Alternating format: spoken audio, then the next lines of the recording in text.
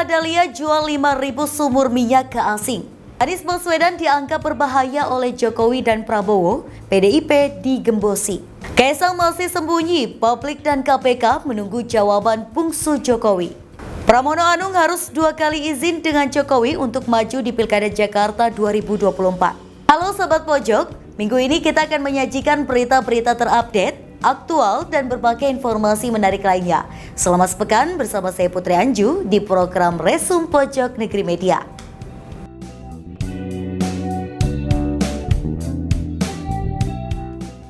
Menteri SDM Bahlil Lahadalia jual 5.000 sumur minyak ke asing guna mempercepat produksi minyak nasional dalam rangka mengurangi impor dan beban keuangan negara. Berikut informasi selengkapnya.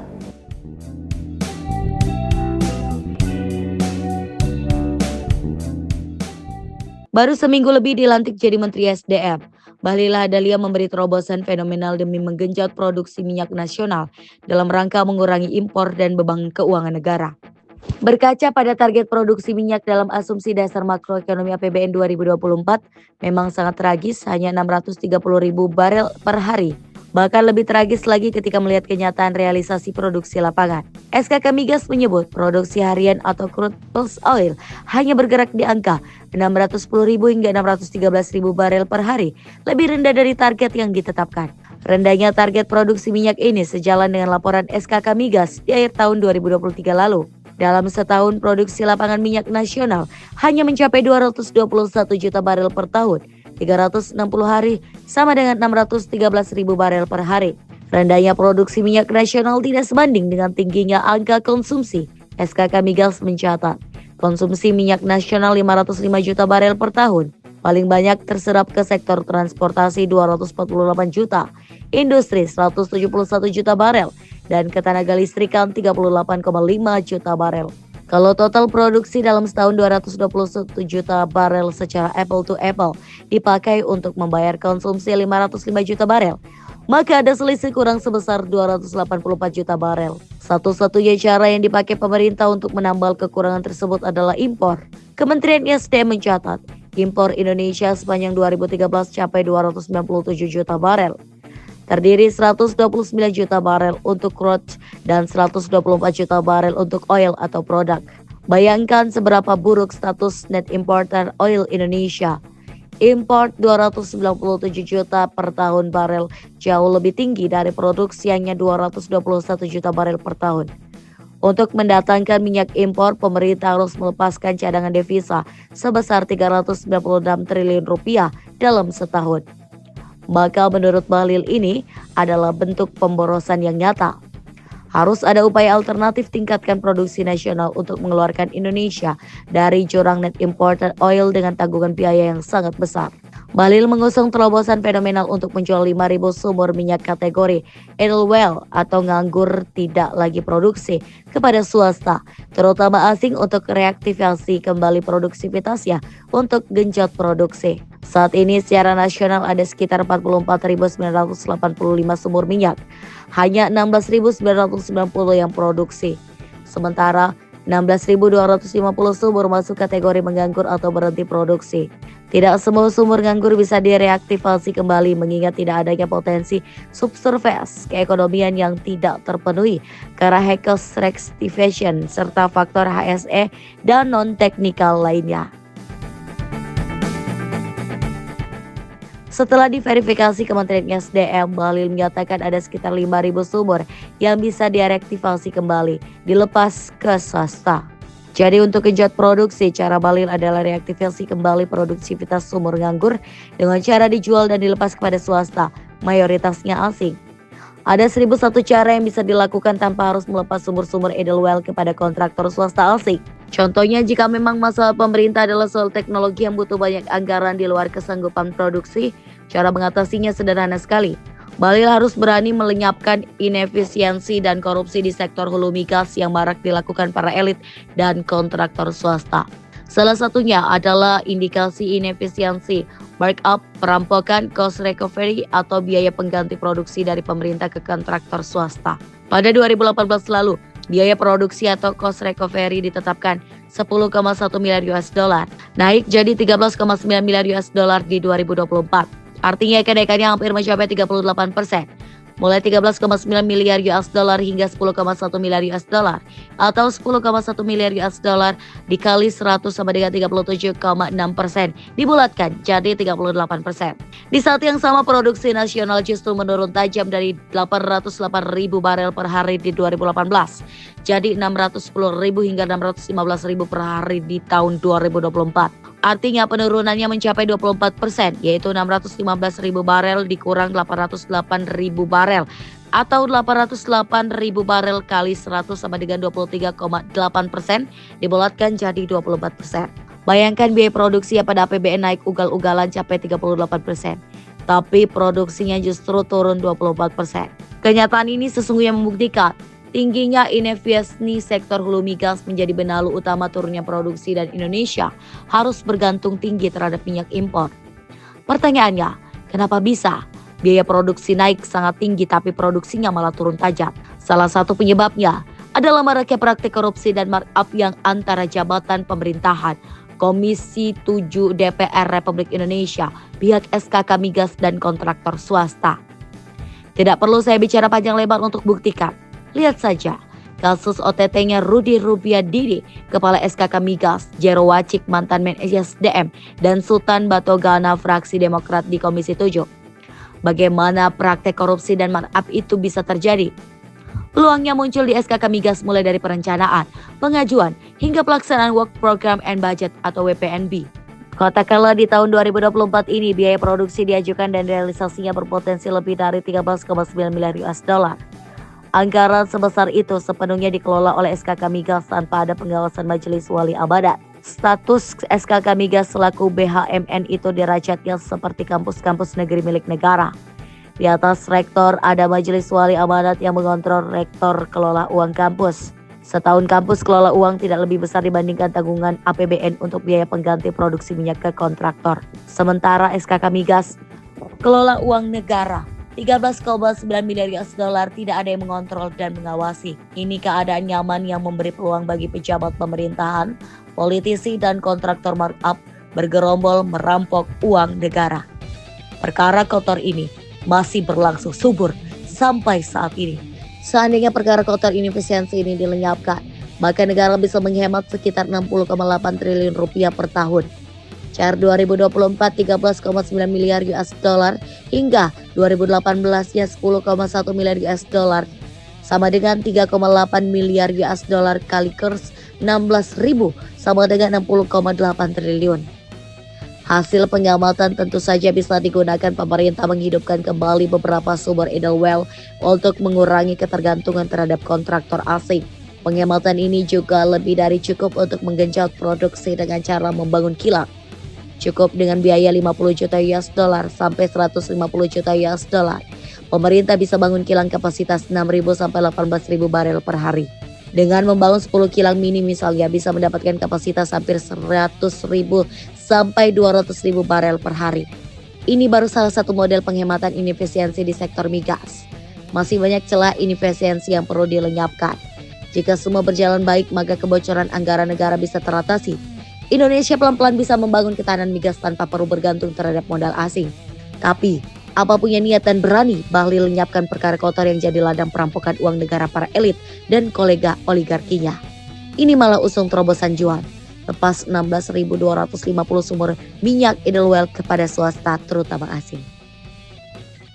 Sobat Pojok, tidak dicalonkannya Anies Baswedan sebagai bakal calon gubernur di Jakarta masih menyisakan polemik hingga saat ini. Bahkan, Anies Baswedan dianggap berbahaya oleh Jokowi dan Prabowo lantaran kekhawatiran kepemimpinan Anies bisa mempengaruhi arah politik di DKI Jakarta. Berikut informasi selengkapnya.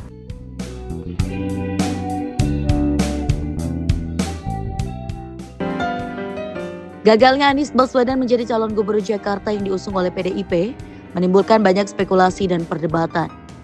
Menurut diskusi dalam podcast Bocor Alus Politik yang diisi oleh Raimundus Rikang, Stefanus Pramono, dan Hussein Abri di channel YouTube Tempo.co terbaru 31 Agustus 2024. Ada berbagai faktor yang mempengaruhi keputusan PDIP untuk tidak mendukung Anies, meskipun komunikasi antara Anies dan PDIP sebelumnya terjalin cukup intens. Dalam penentuan calon gubernur Jakarta dari PDIP, muncul kabar bahwa ada intervensi dari istana. Informasi ini semakin menguatkan dugaan bahwa Presiden Joko Widodo tidak menginginkan Anies menjadi gubernur. Jokowi bersama Menteri Pertahanan Prabowo Subianto disebut-sebut memiliki kekhawatiran terkait kepemimpinan Anies yang bisa mempengaruhi arah politik di DKI Jakarta. Komunikasi antara Anies dan PDIP sebenarnya sudah dimulai jauh sebelum Mahkamah Konstitusi atau MK memutuskan aturan baru terkait pilkada. Beberapa tokoh PDIP seperti Said Abdullah dan Ahmad Basarah melakukan pendekatan untuk memuluskan jalan Anies sebagai calon gubernur. Bahkan pada Sabtu sebelum hari deklarasi, Anies Baswedan sudah berkunjung ke kantor DPP PDIP di Jakarta dan mendapat sambutan hangat.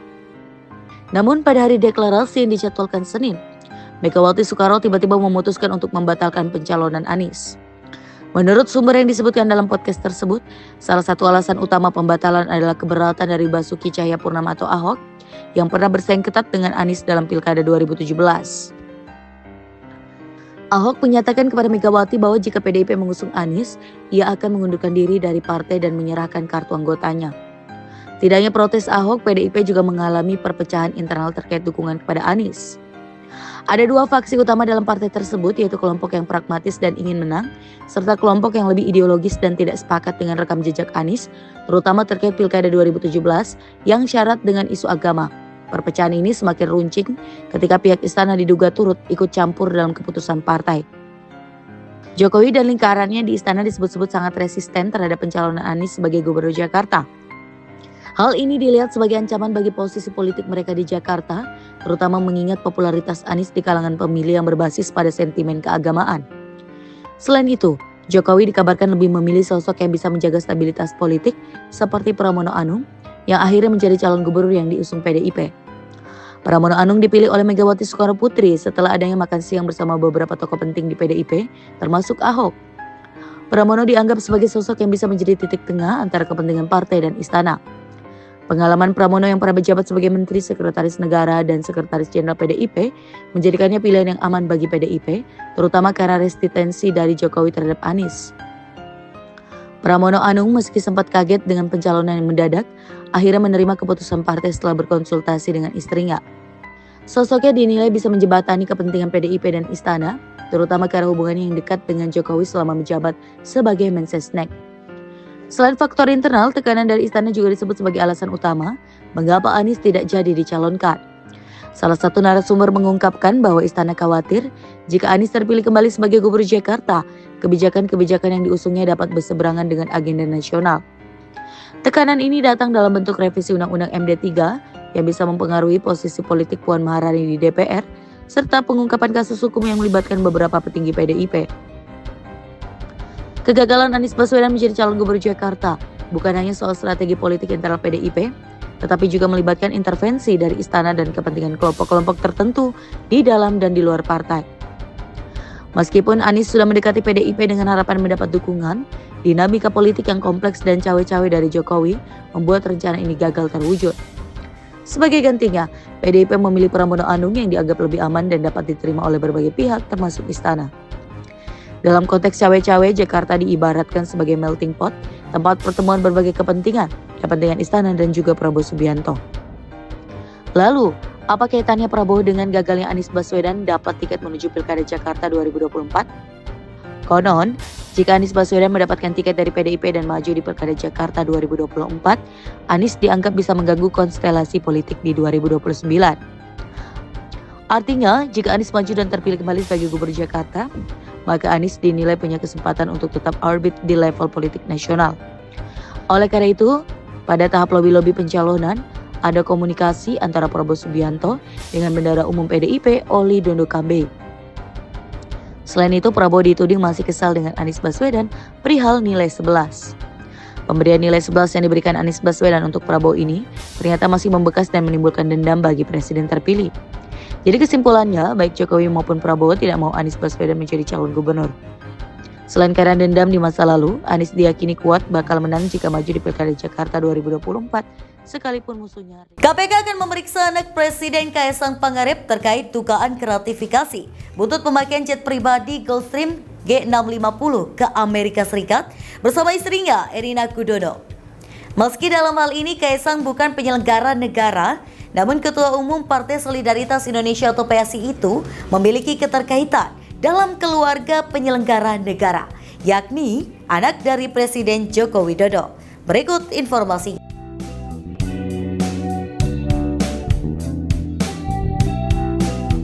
Wakil Ketua Komisi Pemberantasan Korupsi atau KPK Alexander Marwata mengatakan pihaknya telah menyusun konsep untuk meminta keterangan dari putra Presiden Joko Widodo, Kaisang Pangarep.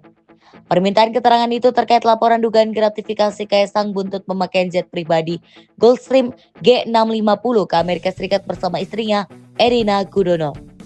Menurut Alexander, KPK sesuai undang-undang telah dimandatkan untuk menindaklanjuti setiap dugaan kasus korupsi, termasuk gratifikasi. Meski dalam hal ini Kaisang bukan penyelenggara negara, namun Ketua Umum Partai Solidaritas Indonesia atau PSI itu memiliki keterkaitan dalam keluarga penyelenggara negara, yakni anak dari Presiden Jokowi. Gratifikasi itu harus kita cari dulu kan, ya kita minta yang bersangkutan untuk menjelaskan, ya menerangkan, ya terkait dengan ya apa yang dia terima. Tapi kan berkembang juga pertanyaan kan, Saudara Kaisang bukan penyelenggara negara Pak. Kan kemarin sudah saya sampaikan, patut diduga ada hubungannya dengan penyelenggara negara. Makanya kami akan klarifikasi. Teman-teman wartawan, apakah ada yang bertanya ya di lewat WA, apakah KPK itu hanya berwenang memeriksa gratifikasi kalau menyangkut penyelenggara negara? Saya sampaikan iya, ya kan gitu kan. Kenapa kami membutuhkan penjelasan dari Saudara Kaisang terkait hal ini? Karena kami menduga patut diduga itu ada kaitannya dengan penyelenggara negara. Kan kita tahu kan orang tua dari Saudara Kaisang seperti itu, gitu kan. Karena apa, teman-teman? Meskipun seseorang itu bukan penyelenggara negara, ya, tetapi kami menduga ada kaitannya dengan penyelenggara negara. Bingung nggak kalian? Saya contohkan aja dengan kasus ini. Saya aja ya yang menjadi contoh kasus. Saya pimpinan KPK. Saya punya kewenangan memutuskan sesuatu. Taruhlah semua proses itu dilalui dengan benar. Ya, ada pihak yang ingin mengucapkan terima kasih. Saya bilang saya nggak bisa, karena saya penyelenggara negara. Tapi minggu lalu anak saya baru menikah. Kalau mau kasih saja anak saya. Kan itu kan. Yang terima gratifikasi siapa? Anak saya kan yang menerima sesuatu. Tetapi kan faktor karena saya selaku penyelenggara negara, maka saya pikir KPK juga bisa untuk melakukan klarifikasi seperti itu, ya. Itu tadi supaya satu sisi kalau KPK tidak melakukan klarifikasi, ini bisa menjadi modus untuk melakukan pencucian uang atau apapun bentuknya, ya, atau aset. Ya, kalau kami mendapat informasi dari masyarakat seperti itu dan kami tidak mengklarifikasi, ya tidak benar juga, kan gitu kan. Bisa jadi kita tahu bahwa suap atau gratifikasi modusnya kan biasanya juga tidak diberikan langsung kepada penyelenggara negara. Dalam berbagai fakta persidangan pun terungkap bahwa penerimaan gratifikasi atau suap itu diatasnamakan orang lain, kan begitu.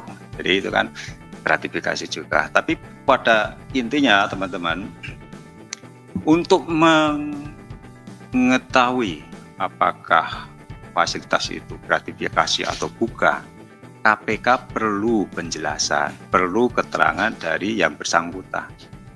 Oleh sebab itu, Alex menyatakan klarifikasi ini menjadi sangat penting agar mencegah kekeliruan atas adanya laporan dari masyarakat yang telah masuk ke lembaga anti rasuah. Terlebih, Alex menyatakan dalam berbagai kasus penerimaan gratifikasi kerap kali mengatasnamakan orang lain, sehingga dalam kasus gratifikasi tidak langsung menyasar penyelenggara negara. Meskipun klarifikasi kepada Kaisang nantinya masih dalam posisi ranah pencegahan dan pendidikan anti korupsi, sebagaimana yang dijunjung tinggi dan komitmen dengan KPK. Kan gitu. Di mana letak unsur pendidikan anti korupsinya? Kita tahu ya, Saudara Kaisang itu sekarang menjadi ketua umum PSI kan. Dan KPK beberapa waktu yang lalu kan sudah melakukan pendidikan politik cerdas berintegritas. Nah, dalam rangka itulah kami ya mendorong Saudara Kaisang itu ya supaya di dalam perilaku kehidupan sehari-hari maupun selaku ketua partai politik, yaitu juga bisa menjadi role model nilai-nilai anti korupsi. Begitu. Salah satunya apa? Nilai-nilai anti korupsi.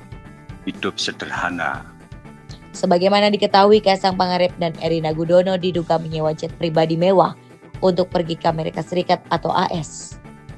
Mereka pergi ke AS karena Erina akan menempuh studi magister di University of Pennsylvania, Fakultas Sosial Policy and Practice. Gaya mewah ini mencuri perhatian publik usai salah satu warganet mengunggah di X tangkapan layar Instagram story Erina @ErinaGudono. Pada unggahan tersebut, Erina menunjukkan jendela pesawat dengan keterangan USA, here we go. Warganet memiliki dugaan yang tersebar di X terkait Kaisang dan Erina pergi ke AS menggunakan jet pribadi karena jendela pesawat tidak sama dengan pesawat komersial. Setelah itu, warga menelusuri dan menemukan bukti bahwa jendela pesawat tersebut cocok dengan Gulfstream. Dikutip laman Air Carter Officer, Gulfstream G650 merupakan jet pribadi paling mewah di dunia untuk penyewaan jarak jauh baik untuk pribadi maupun pemerintah. Adapun tarif sewa Gulfstream G650 sekitar 17.000 US dollar atau 265,8 juta rupiah sampai 19.750 US dollar atau 308,8 juta rupiah per jam, tergantung model, rute, dan jumlah penumpang. Bahkan gaya kemewahan Kaisang dan Erina yang menggunakan jet pribadi ketika di Indonesia sedang mengalami penurunan demokrasi turut disorot media asing. Koran dari Singapura The Straits Times menyoroti kemewahan Kaisang tersebut mengarah pada gratifikasi. Selain itu, media dari Inggris Reuters juga memberitakan Kaisang yang menaiki jet pribadi untuk perjalanan pribadi. Reuters melaporkan sikap Kaisang tersebut dapat memicu kemarahan publik. Sekretaris Kabinet yang juga bakal pasangan calon gubernur Pramono Anung dapat restu dari Presiden Joko Widodo sebagai peserta Pilkada Jakarta 2024. Jokowi juga memberikan dorongan kepadanya untuk maju Pilkada Jakarta. Pasalnya, tak banyak orang yang memiliki kesempatan untuk berkontestasi di pemilihan tingkat daerah. Berikut informasi selengkapnya.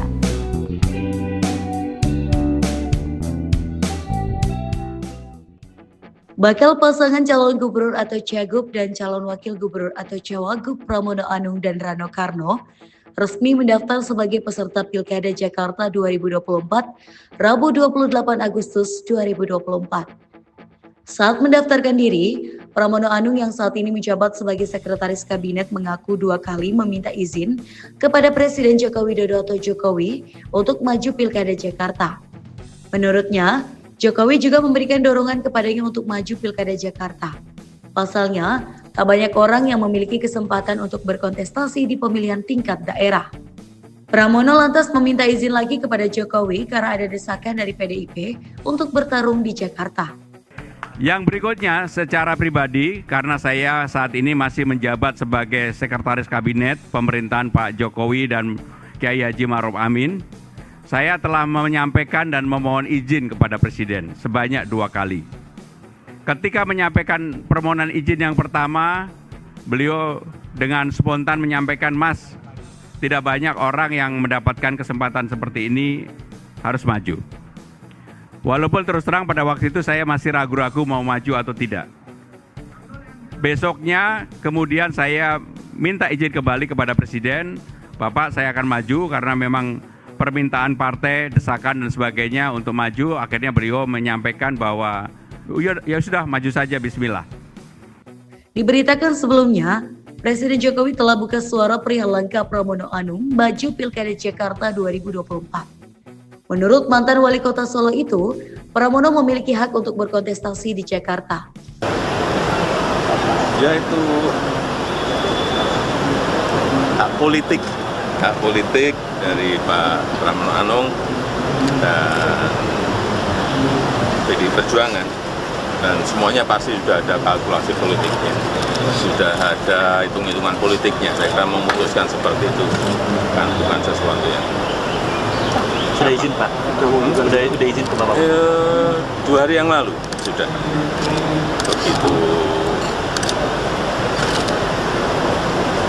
beliau ditunjuk langsung minta izin saya. Pak, hitung-hitungan partai politik kan juga cukup menarik ya pada pilkada kali ini. Bahkan ada banyak nama-nama baru yang diusung, kalau misalnya di arahan dari Bapak sendiri melihat pilkada kali ini seperti apa? Sangat demokratis, dengan banyak pilihan, semakin banyak partai yang koalisinya juga saling silang, tidak harus ini dengan ini, semuanya tergantung saya kira tergantung kalkulasi dari masing-masing partai politik, karena hitung-hitungannya mereka pasti punya mekanisme, proses, hitung-hitungan semuanya pasti punya. Pak Pram perlu mengundurkan diri Pak, perlu mengundurkan diri Pak Pram. Mendaftar. Harapannya apa untuk Bapak? Terima kasih.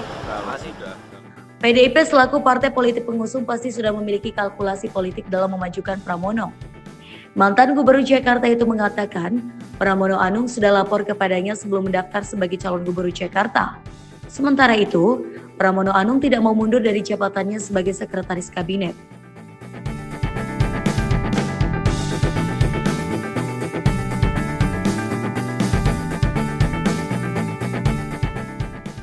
Jika diminta untuk mundur, menurut Pramono itu adalah hal yang mudah. Namun dirinya menegaskan ingin memberikan kontribusi selagi masih berada di pemerintahan Jokowi. Sementara itu Ketua KPU DKI Jakarta Wahyu Dinata mengatakan bakal pasangan calon yang saat ini masih menduduki jabatan di pemerintahan tidak harus mengundurkan diri saat mendaftar sebagai peserta Pilkada 2024.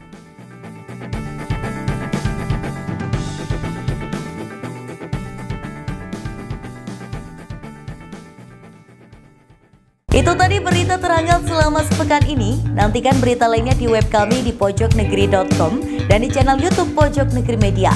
Jangan lupa untuk komen, like, dan subscribe channel kami. Kami undur diri, sampai jumpa di Resum pekan depan.